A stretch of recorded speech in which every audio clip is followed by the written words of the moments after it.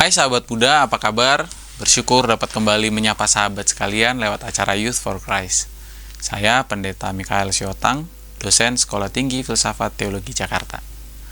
Renungan kita hari ini, Selasa 26 Mei 2026, ditulis oleh Ibu Eli Dia Praptanti dari Yakoma PGI, dengan judul Roh Allah yang Menuntun Doa.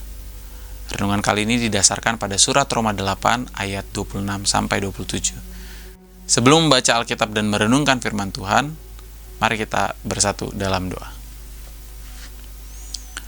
Allah Bapa yang berkuasa atas seluruh kehidupan kami datang ke hadapan-Mu untuk memohon hikmat dan kebijaksanaan, agar kami boleh belajar dari renungan hari ini. Kiranya kami boleh jadi pribadi yang lebih baik lagi ke depan Tuhan.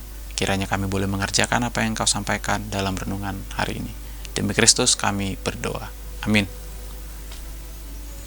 Sahabat muda, nas yang akan menjadi pusat refleksi kita hari ini adalah Roma 8 ayat 26.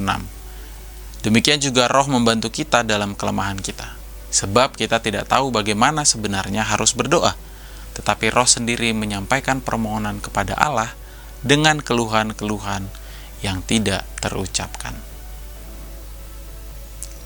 Sahabat muda, dalam buku berjudul Handbook of Emotion Regulation karya James J. Gross tahun 2007 dijelaskan bahwa regulasi emosi melibatkan jaringan otak yang dipimpin oleh prefrontal cortex yang mengontrol respons emosional kita. Saat kita mengalami kebingungan atau malu, area prefrontal cortex bekerja ekstra keras, sehingga kata-kata menjadi sulit keluar. Itulah sebabnya mengapa kita sering menyaksikan banyak orang yang merasa bingung dan tidak mampu saat diminta untuk berdoa di depan umum. Saat mengalami pergumulan, seringkali seseorang juga mengalami kesulitan untuk menyampaikan doa pribadi kepada Tuhan. Rasul Paulus tidak menyangkal bahwa manusia memang memiliki keterbatasan, termasuk dalam berdoa. Seringkali kita tidak tahu harus berdoa apa atau bagaimana menyampaikan pergumulan terdalam kepada Allah.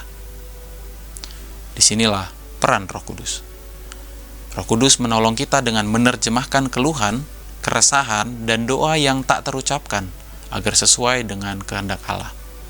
Hal ini menunjukkan keintiman Allah dengan orang percaya, yaitu dalam kelemahan kita, Allah memahami dan merespons hati kita melalui Roh-Nya. Sahabat muda, saat menghadapi pergumulan, seringkali kita merasa bingung harus berdoa apa. Ingin berkeluh kesah, tetapi tidak tahu harus mengatakan apa. Jangan biarkan kesulitan ini menghentikan komunikasi kita dengan Tuhan.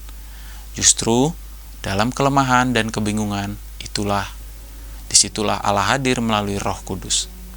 Biarkan Roh Kudus menolong kita menyampaikan isi hati yang terdalam. Percayalah, setiap pergumulan yang kita serahkan, meski hanya lewat doa sederhana dan hening, diperhatikan dan dimengerti oleh Tuhan. Mari kita berdoa. Kembali kami datang ke hadapan-Mu ya Tuhan untuk bersyukur atas sapaan firman-Mu hari ini. Kami bersyukur Tuhan memahami kelemahan kami ketika kami memiliki pergumulan dan menjadi sulit untuk mengutarakannya. Kami bersyukur untuk kehadiran-Mu melalui Roh yang ada dalam setiap kami. Kiranya kami mau terus belajar mengkomunikasikan apa yang sedang kami rasakan, apa yang membuat kami gelisah.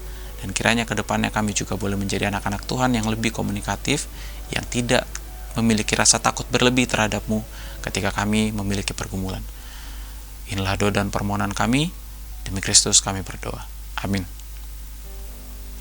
Demikian renungan kita hari ini. Sahabat dapat memanfaatkan media cetak berupa renungan harian dan program audiovisual lainnya dari YKB Media Ministry dengan mengakses website terbaru YKB di www.ykb-media.org.